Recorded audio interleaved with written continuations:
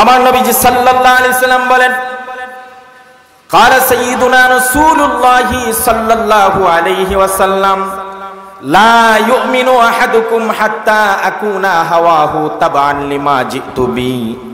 আমার নবীজি সাল্লাল্লাহু আলাইহি ওয়াসাল্লাম বলেন, দুনিয়ার মুসলমানেরা ততক্ষণ পর্যন্ত কামেল ইমানদার হতে পারবে না যতক্ষণ তোমার খায়েশাতকে ত্যাগ করে, তোমার মন যা চাহে সেটাকে বাদ দিয়ে, সেটাকে ছেড়ে দিয়ে আমি নবীকে পা থেকে মাথা পর্যন্ত, জন্ম থেকে মৃত্যু পর্যন্ত, পাকঘর থেকে সংসদ পর্যন্ত, বাজার থেকে সচিবালয় পর্যন্ত, আপনি এভরি পার্ট অফ লাইফ, জীবনের প্রত্যেকটা স্তরে আমি নবীকে যদি 100 অনুসরণ না করো ততক্ষণ তুমি কামেল ইমানদার হতে পারবে না। মুসলমান বুঝে থাকলে বলেন, বাজারে যারা আমরা ব্যবসা করি, বাজার ব্যবসায়ীদেরকে লক্ষ্য করে বলছি, আপনি বাজার ব্যবসা করেন, ব্যবসায়ীরা ততক্ষণ ইমানদার হতে পারবে না যতক্ষণ তার ব্যবসাটা নবীজির সুন্নত তরিকায় না হবে। কথা বলে ঠিক কিনা? ইমাম সাহেব ততক্ষণ পরিপূর্ণ ইমানদার হতে পারবে না ইমামতিটা যতক্ষণ নবীর অনুসরণে না হবে। রাষ্ট্র পরিচালনা যারা করে ততক্ষণ পর্যন্ত ইমানদার হতে পারবে না যতক্ষণ নবীজির সুন্নত তরিকায় রাষ্ট্র পরিচালনা না করবে। পারিবারিক জীবন, ব্যক্তি জীবন যতক্ষণ নবীজির অনুসরণ না করবে ততক্ষণ পরিপূর্ণ ইমানদার হওয়া যাবে। তাহলে দুইটা হাদিসে দুইটা জিনিস জানলাম। নাম্বার 1, রাসূলের মহব্বত আমাদের 100 দরকার আছে না নাই? 2 নম্বর, রাসূলের অনুসরণ 100 দরকার আছে না নাই? তাহলে মহব্বত আর অনুসরণ, মহব্বত আর ইতাআত, এই দুইটা জিনিস 100 যতক্ষণ আমার আপনার ভিতরে না আসবে ততক্ষণ পর্যন্ত কামিল মুমিন হতে পারবো না। 2 হাদিস দ্বারা বুঝতে পারলাম কামিল মুমিন হওয়ার জন্য শর্ত কয়টা? সবাই বলেন না কয়টা? আরো জোরে কয়টা? 1 নম্বর শর্ত হলো রাসূলের ভালোবাসার দরকার আছে না নাই? শুধু কি শর্ত এটাই না আরো আছে? সবাই বলেন আছে না নাই? আরে শর্ত একটা না দুইটা? একটা হলো রাসূলের কি লাগবে? সবাই বলেন কি লাগবে? শুধু ভালোবাসাই না, আরেকটা শর্ত আছে। ওই শর্তটা কি? রাসূলকে মানতে। কথা বলে না মানতে। আপনারা খেয়াল করে দেখবেন প্রত্যেকটা বাংলাদেশের টাকা, 200 টাকার নোট আমার কাছে আছে, বের করে দেখালে সময় লাগবে।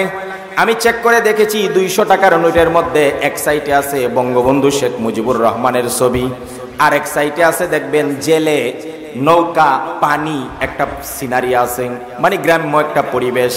2 সাইডে 2টা ছবি থাকার কারণে এই টাকাটার নাম 200 টাকা। কয়শো টাকা?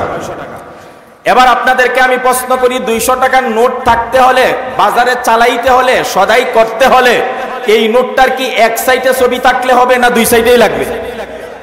সবাই জবাব দেন, এক সাইডে থাকলে হবে। আচ্ছা, যদি মনে করেন এক সাইডে নৌকা বা মাঝির বা নদীর ছবি আছে কিন্তু আরেক সাইডে বঙ্গবন্ধুর ছবি নাই, এক সাইড ছবি আছে আর এক সাইড সাদা, তো ধর্মন্ডল বাজারে ওই নোটটা কত টাকা দিয়ে চালাইতে পারবেন আপনি?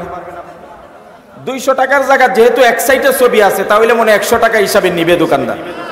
বলবেন যে ভাই আমার 200 টাকায় এক সাইডে ছবি আছে আর এক সাইডে নাই, তো কি হয়েছে? 200 না দেয় 100 তো দিবা, অর্ধেক দিবা না? কি আমাদের দেশের কোন দোকানদার কি 200 টাকার নোটটা 100 টাকা হিসাবে সদাই দিবে?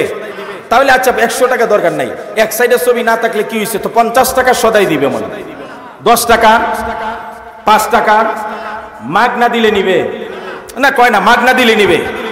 মাগনা দিলে নিবে না কেন জানেন?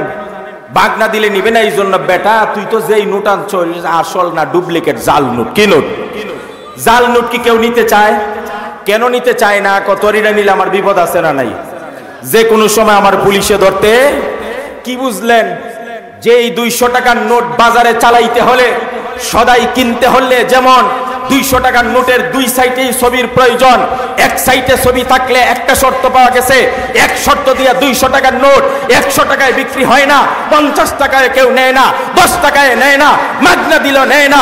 বিশ্বনবীর 2 হাদিস দ্বারা জানতে পেরেছি পরিপূর্ণ ইমানদার হওয়ার জন্য এশকে রাসূল, রাসূলের মহব্বত যেমন দরকার, রাসূলের অনুসরণ দরকার। কেউ যদি বলে আমি শুধু অনুসরণ করি, রাসূলকে ভালোবাসি না, ঘৃণা করি, সে যেমন প্রকৃত মুমিন হতে পারবে না। কেউ যদি এই কথা বলে আমি শুধু রাসূলকে মুখে মুখে ভালোবাসি, রাসূলের একটা কাজকেও আমি অনুসরণ করি না, সেও সত্যিকার আশিক না, বন্ড প্রতারক। কথা বলে ঠিক কিনা?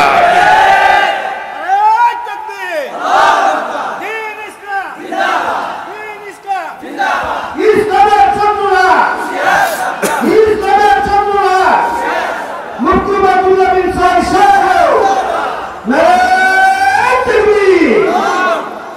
আলহামদুলিল্লাহ, এখানে ইসলামের কোনো শত্রু নাই, সব আমার মুসলমান। বলেন ইনশাআল্লাহ। আমি আগেই বলছি সব মুসলমান কি ভাই ভাই, বলেন না কি? ইন্নামাল মুমিনুনা ইখওয়া, আল্লাহ পাক বলছেন মুমিনরা সব ভ্রাতৃত্বের বন্ধনে এক জায়গায় আবদ্ধ হয়ে যাবে।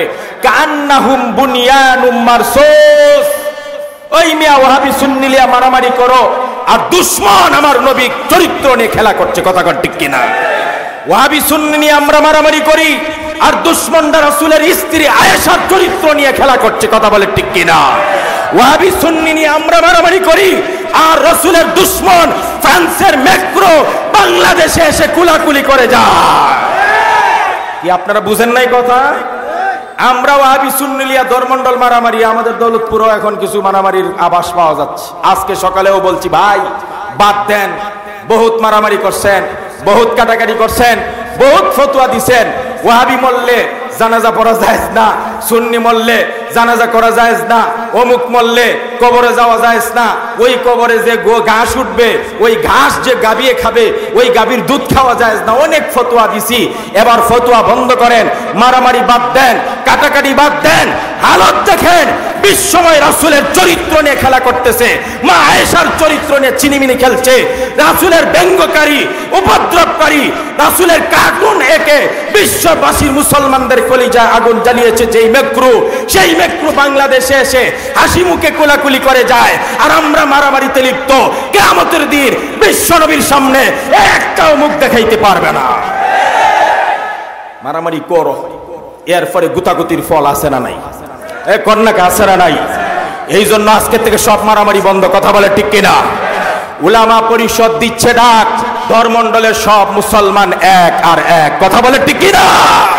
উলামা পরিষদের পক্ষ থেকে আমি সভাপতি হিসেবে আহ্বান করি, আজ থেকে আপনাদের পায়ে হাত দেন, মুসলমান দলাদলি বন্ধ করেন, মতভেদ বন্ধ করেন, মারামারি বন্ধ করেন, ওয়াহাবি সুন্নি নিয়ে কাটাকাটি বন্ধ করেন।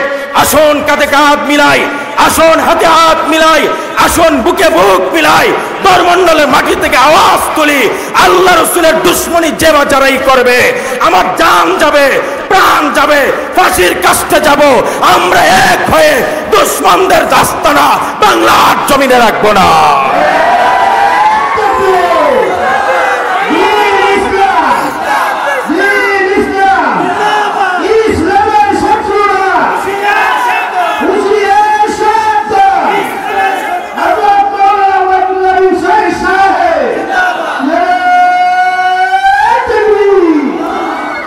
আমি ধর্মমণ্ডলের সুন্নি ভাইদেরকে এবং ওয়াহাবি ভাইদেরকে সবাইকে একটা কথার আহ্বান জানাই।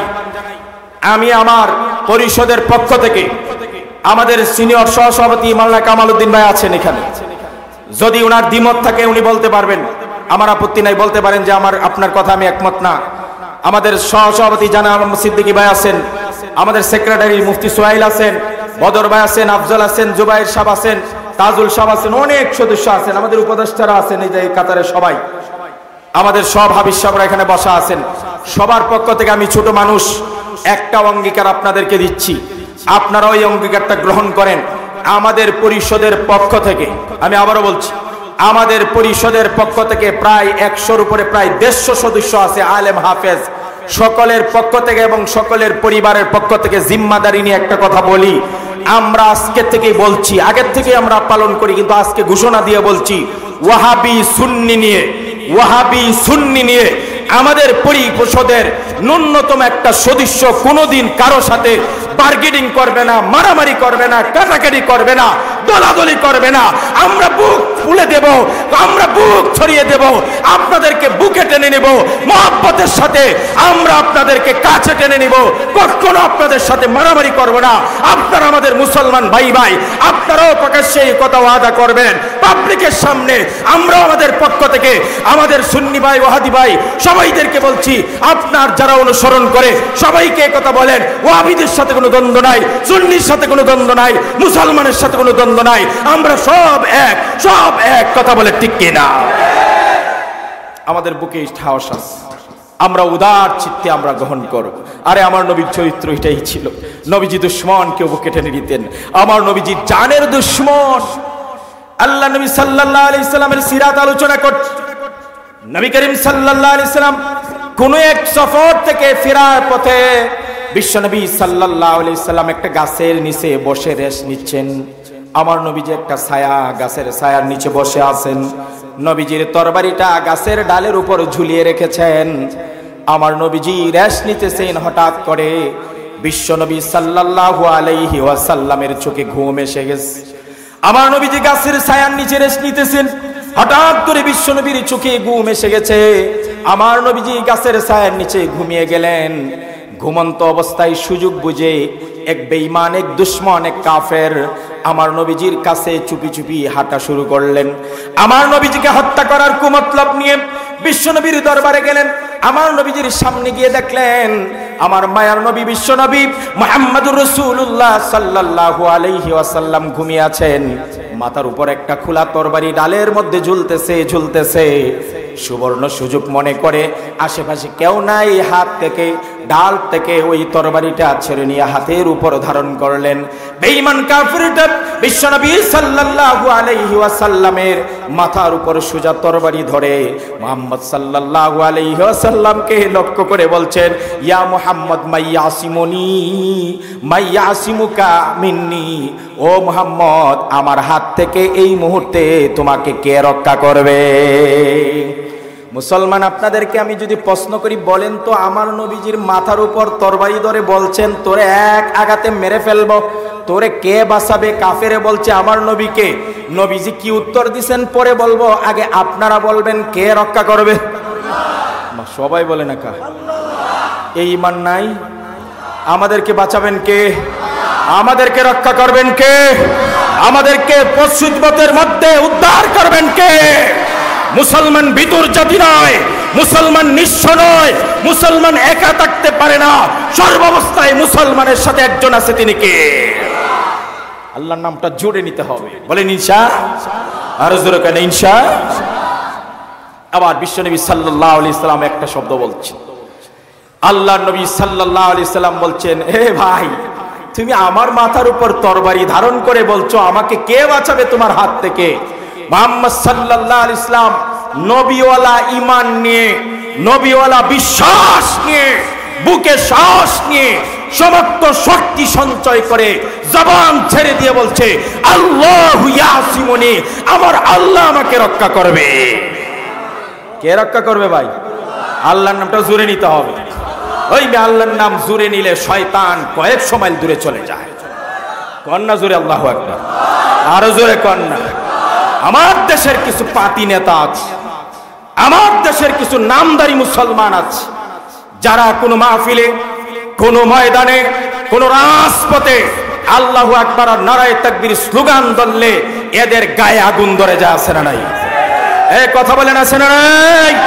আল্লাহ নবী সাল্লাল্লাহু আলাইহি সাল্লাম বলছেন, মুয়াজ্জিন যখন আল্লাহু আকবারের ধ্বনি দেওয়া শুরু করে, আবার বলছি, মুয়াজ্জিন যখন আযান দেওয়ার সময় আল্লাহু আকবার বলা শুরু করে, ওই মহল্লায় যদি কোনো শয়তান অবস্থান করে, আল্লাহু আকবারের ধ্বনির এই পাওয়ার সহ্য করতে না পেরে পিছন দিকে বাতাস ছাড়তে ছাড়তে এলাকা ত্যাগ করে। কথা বলে ঠিক কিনা?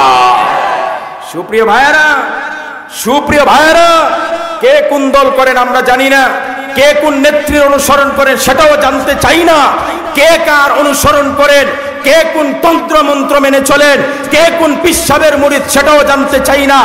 একটা কথা পরিষ্কার বলতে চাই, আল্লাহু আকবারের ধ্বনি যেখানে হয় হৃদয়ে কম্পন তৈরি হয় বেঈমানদের। এক মুস্কান প্রমাণ করেছে, ছোট্ট একটা মেয়ে হায়েনাদের মাঝখানে সমস্ত হিন্দু হায়েনারা কলেজের মধ্যে বাঘের মতো আক্রমণ করার জন্য বসে আছে। এমত অবস্থায় মুস্কান শুধু বলেছে আল্লাহু আকবার, আল্লাহু আকবার, সমস্ত হায়েনার দলের হৃদয়ের মধ্যে কম্পন তৈরি করে দিয়েছে। সুতরাং আল্লাহু আকবারের ধ্বনির পাওয়ার আছে না নাই? সবাই বলেন আছে না নাই? মুহাম্মদ সাল্লাল্লাহু আলাইহি সাল্লাম বলেন, আল্লাহ আমাকে রক্ষা করবে। কে রক্ষা করবে?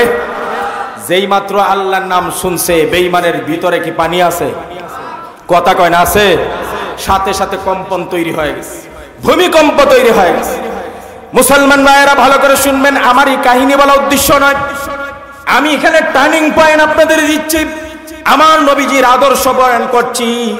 আল্লাহ নবী সাল্লাল্লাহু আলাইহি সাল্লাম যখন বললেন আল্লাহ আমাকে বাঁচাবে, সাথে সাথে বেঈমানের হাত কাঁপতে কাঁপতে তরবারিটা হাত থেকে নিচে পড়ে যায়। এবার বিশ্বনবী সাল্লাল্লাহু আলাইহি ওয়াসাল্লাম তরবারি হাতে নিলেন। এবার তরবারি আমার নবীর হাতে, আর বেঈমান খালি হাতে দাঁড়ায় আছে। আমার নবীজি সাল্লাল্লাহু আলাইহি ওয়াসাল্লাম এবার বেঈমানের মাথায় তরবারি ধারণ করে বললে, এ বেঈমান, ও ভাই, তুমি এবার বলো আমার হাত থেকে তোমাকে কে রক্ষা করবে? কি বলেন? যাদের আল্লাহ নাই তাদের রক্ষাকারী আছে, যাদের আল্লাহ নাই তাদেরকে বাঁচানোর কেউ আছে, যাদের আল্লাহ নাই তাদেরকে সাহায্য করার কেউ আছে, আর মুমিনদের সাহায্য করার জন্য কেউ আছে না নাই? সবাই বলেন আছে না নাই? আরো জোরে বলেন আছে না নাই? আরো জোরে বলেন আছে না নাই? আল্লাহ রাব্বুল আলামিন বলছেন, আল্লাহ পাক বলেন, আমি কি তোমাদের জন্য যথেষ্ট নই? আল্লাহ প্রশ্ন করছেন, আমি কি বিকাফিন আলাইসাল্লাহু বিকাফিন আবদা? এ দুনিয়ার মানুষেরা, তোমাদের আল্লাহ কি তোমাদেরকে সাহায্য করার বাঁচানোর জন্য যথেষ্ট নয়? সবাই বলেন অবশ্যই যথেষ্ট। কথা বলে ঠিক কিনা? অন বেঈমানরে বাঁচাইব কে? হেতিকে আল্লাহ মানে? কথা কয় না আল্লাহ মানে? হে মানে কারে? মূর্তি রে। কারে মানে? তখন এক সাহাবীর সাথে মূর্তি থাকতো, মুসলমান হওয়ার পরে মূর্তি পকেটে। আমাদের মেহমান চলে আস আর 5 মিনিট মূর্তি নিয়ে হাঁটতো। আল্লাহর নবী বললেন, হঠাৎ একদিন দেখে তার সাথে মূর্তি নাই। আমার নবীজি বললেন, ও সাহাবী, তোমার মূর্তিটা কোথায়? সাহাবী বললেন, হুজুর, দুঃখের কথা কি বলবো, আমি মুসলমান হইছি ঠিক, কিন্তু মনে করতাম মূর্তিটা সাথে থাকলে হেতি আমার আল্লাহ, হেতি আমারে রক্ষা করবে বিপদ আপদ থেকে, এই জন্য এটা সাথে রাখতাম। এখন রাখো না কেন? হুজুর, একদিনের ঘটনা ঘটছে। কি ঘটনা? মরুভূমি এলাকায় আমি যাচ্ছিলাম, হঠাৎ করে প্রস্রাবের বেগ হয়েছে। মূর্তি নিয়ে প্রস্রাবে বসবো, আল্লাহ নিয়ে তো প্রস্রাবে বসা যায় না, এই জন্য মূর্তিটাকে একটু দূরে রেখে প্রস্রাব করতেছিলাম। প্রস্রাব শেষ করার পরে আমি মূর্তি আনার জন্য যাব, গিয়ে দেখি মূর্তির শরীর ভিজা। মূর্তির শরীর কি? কথা কয় না। আমি মনে মনে ভাবছি, উনি তো আল্লাহ, আল্লাহর উপর মনে রহমতের বৃষ্টি হয়েছে, এই জন্য শরীরটা ভিজা। কিন্তু হুজুর, আমি যখন মূর্তিটাকে হাতে ধরলাম, এবার দেখি কাছে নেওয়ার পরে পানি থেকে গন্ধ আসে, পেশাবের গন্ধ। কিসের গন্ধ? আমি ভাবলাম, কিরে বাবা, এখানে পেশাব আসলো কোত্থেকে? হুজুর, আমি চতুর্দিকে তাকায় দেখি দূরে একটা কুকুর দাঁড়িয়ে আছে, আর ঝাড়তেছে। প্রস্রাব করার পর একটু ঝাড়াঝাড়ি করা লাগে। হুজুর, আমার বুঝতে বাকি নাই, ঝাড়তেছে মানে আমার মূর্তির গায়ে ওই কুকুরেই প্রস্রাব করেছে। হুজুর গো, আমি তখনই মনে মনে সিদ্ধান্ত নিলাম, আরে মূর্তি, তুই রাখছি আমারে বাঁচানোর জন্যে, এবার তুই দেখি কুকুরের প্রস্রাব থেকে নিজেরই বাঁচাইতে পারস না, তাই তোকে আজকের থেকে আমি ভেঙ্গে ফেললাম, আর রাখবো না। এখন রাসূলুল্লাহকে বলেন, হুজুর, আমি এই জন্য এটা ভেঙ্গে ফেলছি। এখন ওই কাফেরের আল্লাহ রাসূল বলেন, তোরা আমার কে বাঁচাবে আমার হাত থেকে? কাফেরের কি কেউ আছে নাকি? কথা কয় না, আছে না নাকি? এবার বললেন, আমারও তো বাঁচাইবার কেউ নাই, তুমি বাঁচাইতে পারো, আর তোমার আল্লাহ বাঁচাইতে পারে। সুবহানাল্লাহ বলেন। আমার নবীজির সাথে সাথে এই কথা বলার পরে তরবারিটা হাত থেকে ফেলে দিয়ে বলে, আসো আমার বুকে আসো, আমি তোমাকে জীবনের জন্য ক্ষমা করে দিলাম। যেই মাত্র রাসূলুল্লাহ ক্ষমা করে দিলেন, ওই লোকটা সাথে সাথে রাসূলের এই উত্তম আদর্শ আর ক্ষমা আর সুন্দর চরিত্র দেখে সাথে সাথে পড়ে নিলেন, লা ইলাহা ইল্লাল্লাহু মুহাম্মাদুর রাসূলুল্লাহ সাল্লাল্লাহু আলাইহি ওয়াসাল্লাম। এই জন্য ধর্মমণ্ডলবাসীর প্রতি আমি উদাত্ত আহ্বান জানাই, আসুন আমরা কাঁধে কাঁধ মিলাই, হাতে হাত মিলাই। আজ উলামায়ে কেরাম জেলে নির্যাতিত হচ্ছে, আজকে আমার নেতা নির্যাতিত হবে, কাল আপনার নেতা নির্যাতিত হবে, আজকে আমার দলের বড় মুরব্বী আলেম নির্যাতিত হবে, কাল আপনার আলেম নির্যাতিত হবে। আজকে দুঃখের সাথে বলতে হয়, সংবিধানের কোনো জায়গায় লেখা নাই যে মাসের পর মাস, দিনের পর দিন একজন আলেমকে পায়ে ডান্ডাবিড়ি পরিয়ে আদালত চত্বরে টানা হেসরা করে জাতির সামনে তাকে কলঙ্কিত করবেন, জামিনযোগ্য মামলা হলেও তাকে জামিন দিবেন না। এটা সংবিধান বিরোধী। শুধুমাত্র আলেমদেরকে জাতির সামনে অপমান করে, ছোট করে, জাতি থেকে, মুসলিম জনতা থেকে আলেমদেরকে বিচ্ছেদ করার জন্যই ষড়যন্ত্র করছেন। কিন্তু খোদার কসম জেনে রাখবেন, আলেমদেরকে ছেলেদেরকে যতই নির্যাতন করেন, যতই চরিত্র হনন করার চেষ্টা করেন, যতই আপনার অপমান করার চেষ্টা করেন, জীবিত মুক্ত মামুনুল হকের জনপ্রিয়তা যত বেশি ছিল, যতদিন জেলে থাকবে, দিন যাবে, মাস যাবে, বছর যাবে, মামুনুল হকের জনপ্রিয়তা বাংলার ঘরে ঘরে পৌঁছে যাবে।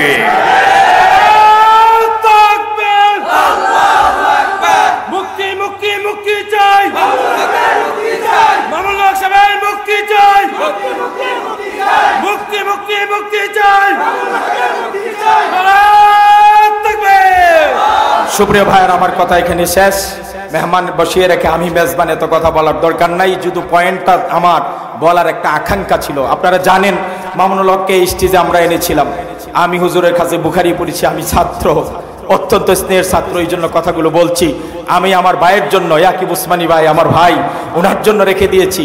এই জন্য আমি কথা লম্বা করব না। আপনাদের সাথে শেষ অনুরোধ, আপনারা শেষ পর্যন্ত আমাদের মাহফিল রাত এশার পর্যন্ত চলবে। আখিরি বয়ান দিবেন হেদায়েতুল্লাহ খান আজাদি, চেয়ারম্যান বরিশাল। এবং আমার এই ভাইয়ের পরে আল্লামা আইয়ুবী সাহেব হুজুর আসতেছেন, হুজুরের সাথে কন্টাক্ট হয়েছে। আসরের পরে সাখাওয়াত হোসেন রাজি সাহেব আসতেছেন। একের পর এক আপনাদেরকে আমরা সারপ্রাইজ দেব ইনশাআল্লাহ। আপনারা ধৈর্যের সাথে বসবেন তো ইনশাআল্লাহ। আল্লাহ আপনাদেরকে উত্তম জাযা দান করুন। উলামা পরিষদের সাথে থাকবেন, হাতকে শক্তিশালী করবেন। আমরা সুসংবাদ দিতে চাই, কাছে টেনে নিতে চাই। কারো সমালোচনায়, কারো আমাদের দ্বিমত পোষণ করলে আমরা তাকে কখনো সরিয়ে দিব না, বুক খুলে দিব। আসুন আমরা এক হয়ে চলি। আল্লাহ সবাইকে তৌফিক দান করুন। ওয়া আখিরু দাওয়ানা আনিল হামদুলিল্লাহি রাব্বিল আলামিন।